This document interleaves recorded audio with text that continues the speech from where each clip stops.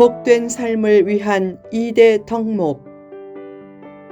로마서 13장 8절에서 14절 말씀. 복된 삶을 위한 2대 덕목. 본문에는 성도의 삶에서 중요한 2대 덕목에 대한 교훈이 나온다.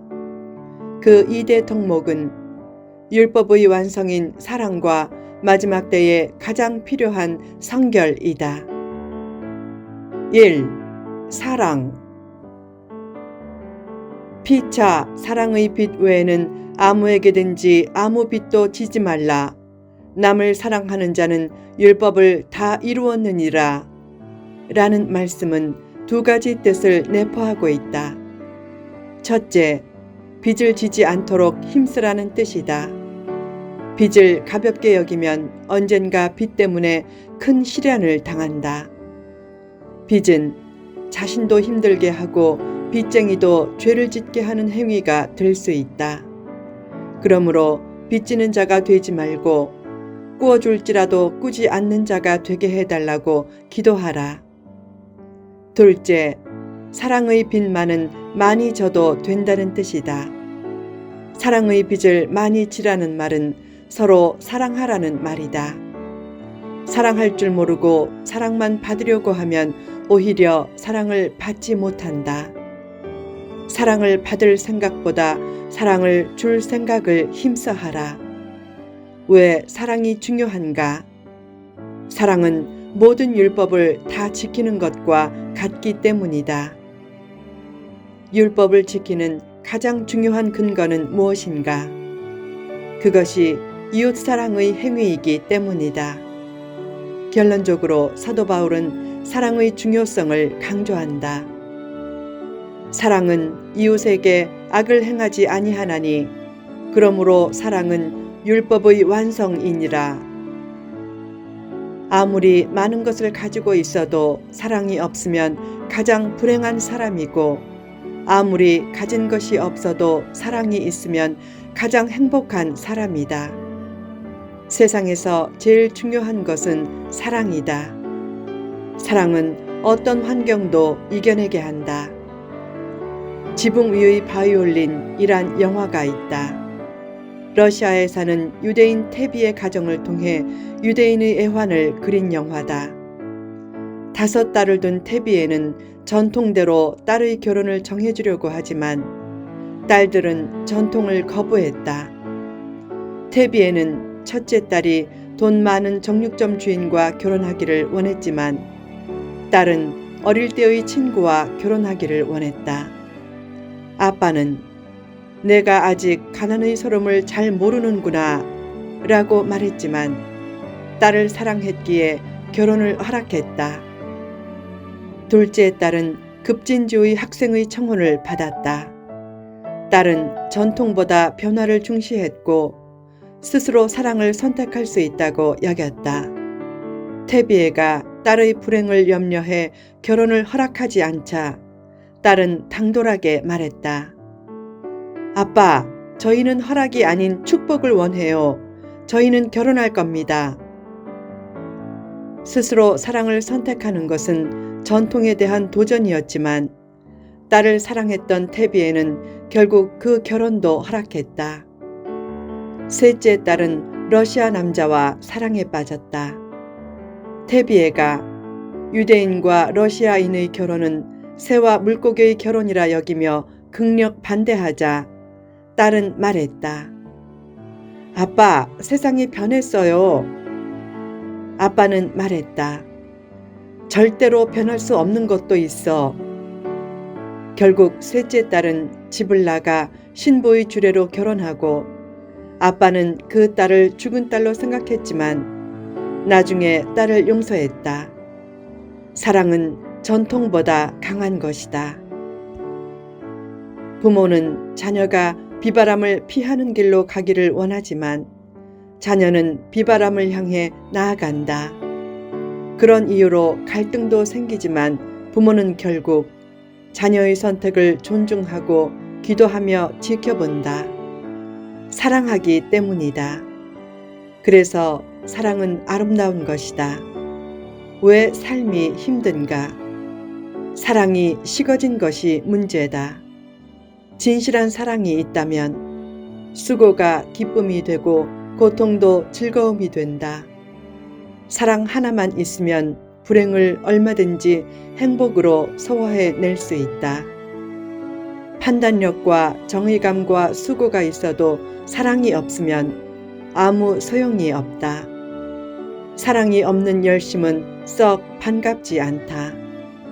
한 가지 일을 하면서 두 가지 불평을 하면 공동체와 리더에게 근심만 주게 된다. 몸을 불사르게 내줄지라도 사랑이 없으면 아무 유익이 없다. 많은 것을 잘하고 사랑이 없는 것보다 많은 것이 부족해도 사랑이 있는 것이 낫다. 사랑은 사명보다 중요하다. 인생의 제일 과제는 사랑의 회복이다. 사랑하는 만큼 삶은 달라진다.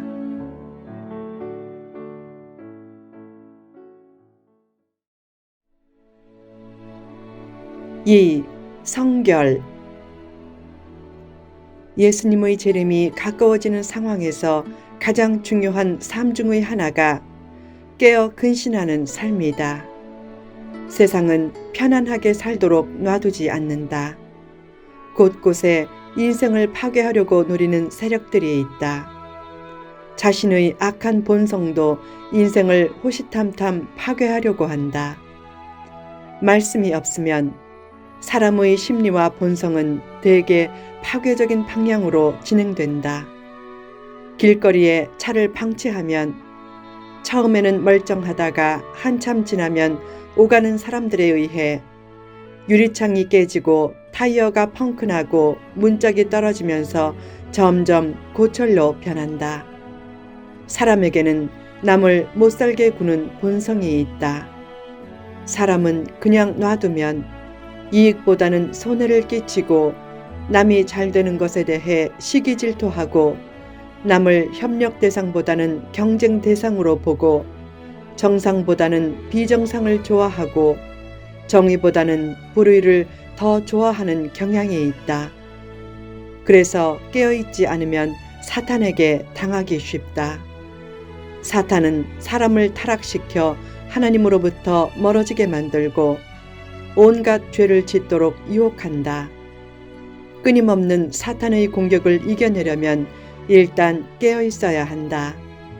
깨어있으면 사탄에게 당할 가능성을 크게 줄일 수 있다. 전쟁에서 방어는 공격보다 쉽다. 방어자는 공격자의 절반의 힘만 있어도 방어할 수 있다. 그 방어의 첫 단계가 경계이기에 깨어있는 것이 중요하다. 매일 아침 말씀과 기도로 영혼을 깨우면 엄청난 승리의 원천을 가진 셈이 된다. 깨어있으면 강자도 이길 수 있고 힘든 상황도 이겨낼 수 있다. 약한 것이 다 망하는 것은 아니다. 약해도 잘 살 수 있다. 개미는 다른 생물보다 약하지만 지구상에서 가장 번성하고 있다. 사람도 약하다고 생존 경쟁에서 다 지는 것은 아니다. 깨어 근신하면 얼마든지 생존 경쟁에서 살아남을 수 있다. 사기꾼이 주변에 많아도 깨어있으면 당하지 않는다. 일확천금이나 불로소득을 노리지 않으면 된다. 특히 발과 귀를 잘 간수해서 가지 말아야 할 곳에 가지 않고 듣지 말아야 할 것을 듣지 않으면 얼마든지 자신을 지켜낼 수 있다. 특히 말씀과 기도로 영혼의 보초를 잘 서면 악한 세력을 능히 막아낼 수 있다. 특히 마지막 때가 된 것을 느끼면 더욱 깨어 있어야 한다. 때를 잘 분별하며 살라. 일할 때와 쉴 때를 분별하면서 내일을 준비하되 특별히 예수님 만날 날을 잘 준비하라. 자다가 깰 때가 벌써 되었다 라는 말은 지금부터라도 얼마든지 삶이 달라지고 새로운 기회가 주어질 수 있다는 뜻이 내포된 말씀이다. 누구에게나 새로운 기회는 있다. 그 기회를 자기 것으로 만들 수 있느냐의 여부는 깨어 근신하는 삶에 달려 있다. 어느 날 만이교 이단에 빠져 방탕하게 살던 어거스틴 앞에서 이웃집 아이들이 손에 들고 읽으라 라는 노래를 했다. 그 노랫소리가 그에게는 성경을 펴서 읽으라 라는 소리로 들렸다. 그때 집으로 뛰어들어가서 성경을 펴고 읽었던 부분이 예수 그리스도로 옷 입으라 라는 말씀이었다. 그 말씀이 가슴에 비수처럼 꽂히면서 그는 즉시 회개하며 새로운 삶을 시작했고 마침내 위대한 성자가 될 수 있었다. 깨끗한 마음을 잘 준비하라. 마음을 깨끗하게 만드는 것은 축복의 도로를 포장하는 것과 같다. 특히 본문에 나오는 낮에와 같이 단정히 행하라 라는 말씀은 밤을 좋아하는 올빼미 성도가 되기보다 아침을 좋아하는 종달새 성도가 되라는 뜻도 내포하고 있다. 하루의 첫 시간을 말씀과 기도로 시작하는 종달새 성도의 삶은 성결한 삶을 위한 기초 입문 과정과도 같다. 말씀과 기도로 몸과 마음을 깨끗하게 지키면 내일의 복은 어느새 성큼 다가올 것이다.